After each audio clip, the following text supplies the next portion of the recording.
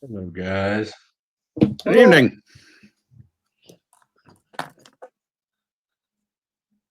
Well, you guys went a week without us being here, in a way. Yeah, we were still here. We had to do that. That we had to do that. It was good and it was necessary. Yeah, last week we had our premiere of our interview we had with the late RP Thor. So you guys should check that out. Good man will be missed. Indeed. Yeah, last week I had my kiddos, and Plutarch was doing some stuff with his professional life. So we weren't there last week. So it was a good time to air that episode. Oh, we were kind of there in the comments. It needed to get out there. It was a good video. There's been a lot of talk about, or a lot of people have honored Thor in various ways. This was our way of honoring his legacy, and just a way to demonstrate how you can just have a good conversation with someone. And in general, we agree with Thor on most things. We didn't go into differences at all. There's so much we have in common, and we can honor the man. If there was more of that in the world, we'd be better off. Just discuss the things you have in common and build bridges. Yeah, everything doesn't have to be a drag out fight on every issue. I was just going to say that. And in fact, it is my belief, and it is, I'm sure, the belief of Nick and Steve, that searching for drama, while it gets views and clicks, all it does is hurt men. You cannot help men by trying to create drama everywhere.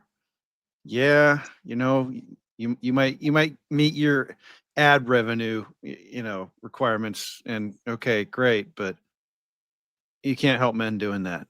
Go ahead, Steve. We meet our ad requirements, income from ad requirements every episode. You mean zero? Right. That's our requirements.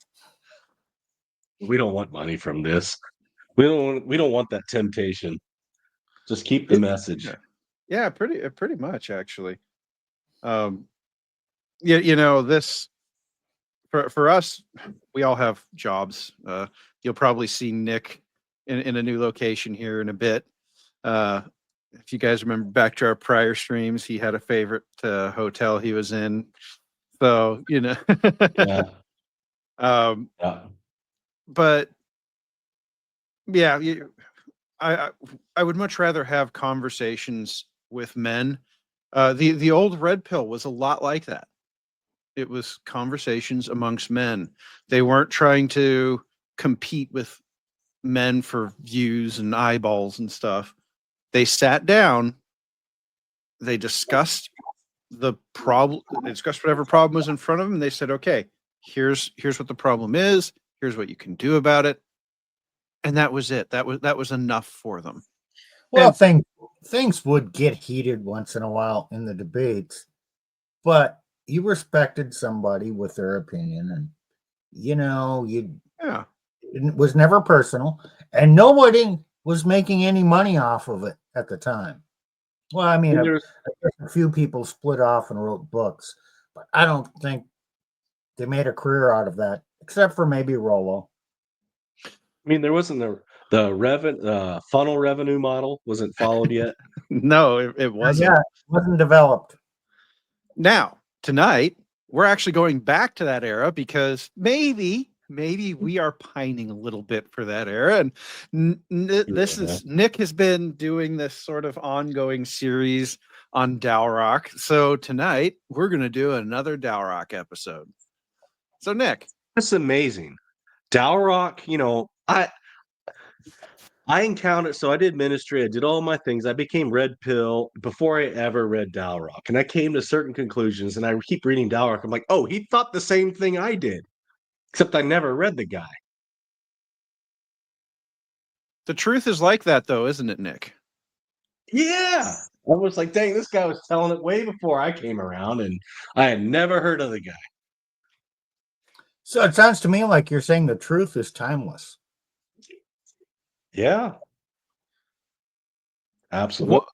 Well, going back to what we were saying before, if the truth is timeless, it's almost impossible to make money off of it. Yep. Okay. Because the truth only needs to be discovered once and replicated everywhere.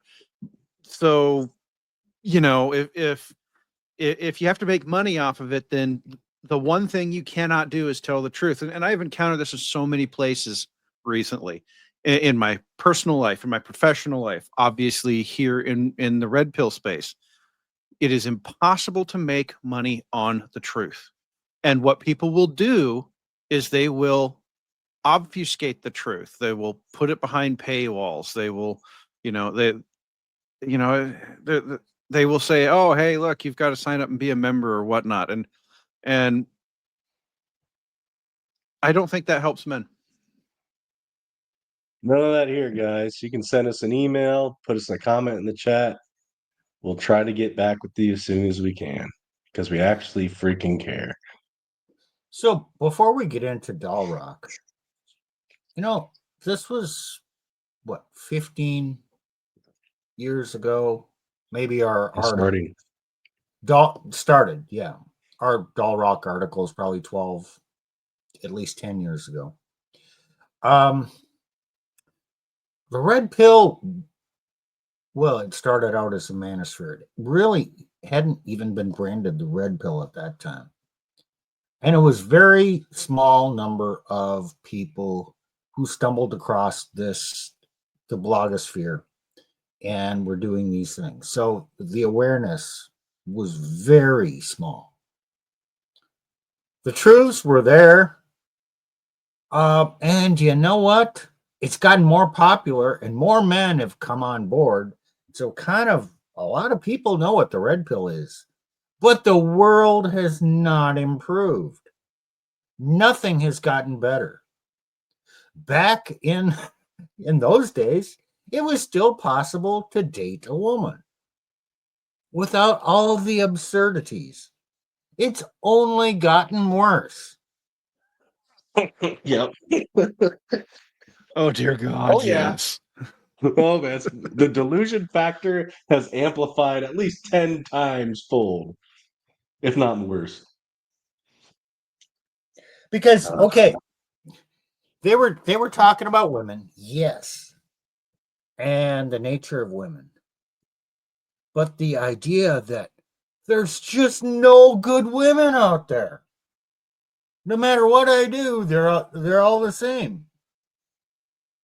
Well, kind of, but this idea that there are no good women to date, which is a really common thing to say right now, that wasn't spoken about back then. No, avoid these type of women. Watch out for these behaviors. Find a different kind of woman. We've gotten to the point. It's like it's a double face plant. Oh, Like, oh, shit. Steve, I didn't think about it, but you're right. I met Elena about a little over 10 years ago now, and it was a different world back then. Yeah. I mean, I saw it coming, which is part of the reason I left the U.S. shores. But man, I do not envy what men today have to go through. And we've done lots of shows about demographics, and we're going to keep doing shows about demographics because the data keeps on coming, and the pain train keeps on rolling on. But guys, it is not going to get better from here, because it might take a long time well, if it gets better. if it gets No better, easy solution. Well, if it gets better, it's going to get a lot more painful really quick first. Yeah, the consequences will keep increasing. I think peak feminism, feminist gynocentrism was right 2022, Mm, but yeah. the bird's still out. Well, Sprout. unwinding. Well, how long is it going to take us to unwind 100 years of bad decisions? Yeah. Good luck, guys. That's the end of the stream. Just joking. Yep, that's all you need. Go home.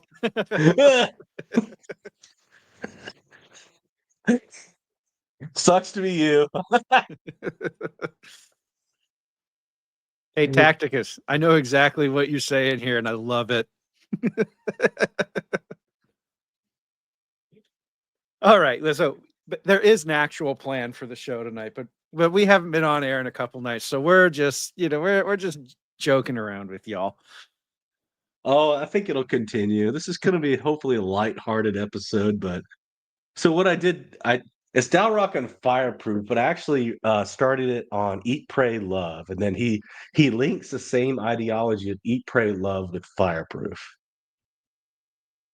For reference, we're talking about Fireproof, that popular Christian movie of about what 15 years ago, right? Yeah, the guy watched porn. His wife left him. I think he was watching Prawn because his wife wasn't putting out. And then he had this epiphany. He came to Jesus moment, threw the computer away, and miraculously she came back to him after effing some other guy. So Hooray! so egalitarianism in a nutshell. Yeah. And Eat, Pray, Love was like this woman, she's not happy. Married, not happy. Cheats on her husband or divorces. I'm not sure which one came first. Then she finds herself in 3 different locations around the world.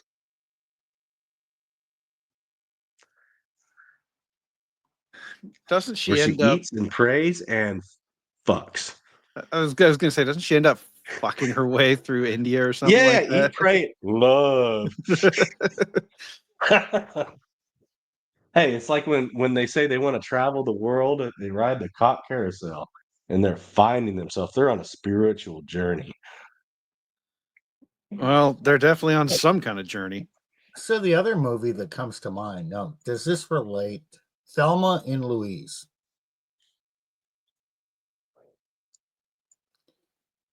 Didn't I don't know that I watched the movie. I've seen some clips, but didn't those women go off the plantation and kind of go a little bit wild? Yes, Right. but I'm not sure our audience is going to be old enough to really know that one. That's 91 there, guy. Oh, okay. Oh, Nick boomer and I moment. were both knee biters. Ryan Stone might know what that one is. He's all about the 80s, early 90s movies. Okay, yeah, he would know that one. Yeah. Okay, well, I guess it just shows that some of these women gone wild themes have been out there for a long time, and it even reached the Christian world with Fireproof. Yeah. And then there's a movie where it went too far. It was actually a movie called Wild with Reese Witherspoon, and it didn't really do so well because she didn't have the excuses, the moral excuses to excuse her bullshit. She was just out and out crazy and effing around. But we're not going to present that essay tonight. We're going to go to the Dalrock in 2010. Old Dalrock. Can you guys see that? Yeah, comes. Yep. It's Oh, good. August 22nd, 2010. So this is old Dalrock. This is before I even got married the first time. I've only been married once, but how come women don't understand how tacky movies like Eat, Pray, Love are? Mentions this thing called Spearhead. Steve, you know what Spearhead is? Oh yeah, it was kind of the first blog. It was a group thing. One guy started it, but there were 5 or 10 different authors. Well, no, 10, 15 different authors, a few guest authors. I posted like 3 articles on the Spearhead. I mean, I wasn't one of the main ones, but I participated a lot. And unfortunately, that's where I met my second wife. Uh-oh. So we're gonna have to deal with PTSD, Steve, tonight, guys. Just No, wanted I'm over it. All good. right. Good to hear.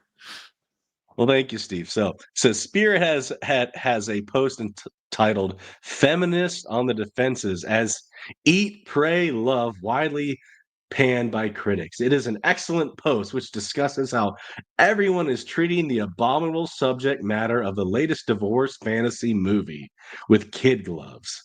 In the comment section, MNL shared his own story of being pressured by his wife to go to this awful movie. Damn!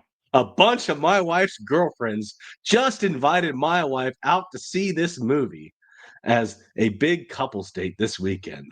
The fellow husbands and most of the invited wives likely have no clue what they're about to pollute themselves with. One of the wives simply read the book thanks to Oprah's recommendation and started the snowball invitation. Shit. Any suggestions on how to turn this situation around and into something funny? My advice was to confront his wife on how tacky it was for a group of married women to be going to a divorce fantasy movie, and even tackier for them to expect their husbands to go. The very fact that they would think that this was somehow acceptable just blows me away. We have an entire society tiptoeing around bad behavior of women out of some perverse fear. So let me be the first to say it in no uncertain terms.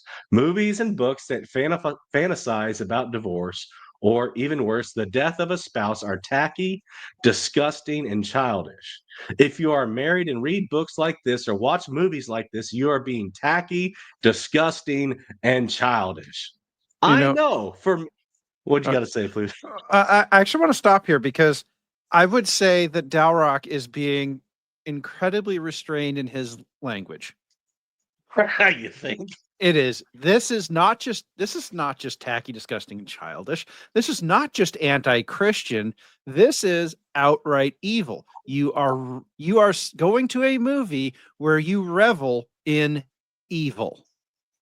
The movie is a celebration of evil, of abomination.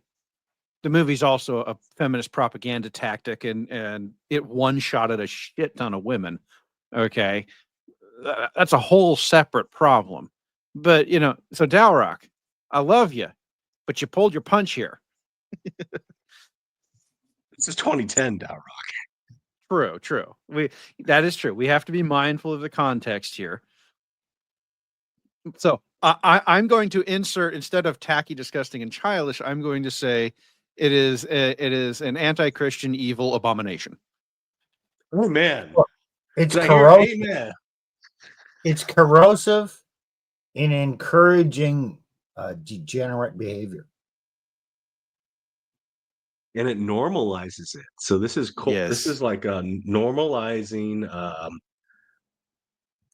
This is normalizing what you call like Yuri Bezmenov. It's like demoralization. So it's normalizing what is wicked for a society. Yes, actually, demoralization, the removal of morality, and celebrating the destruction of relationships.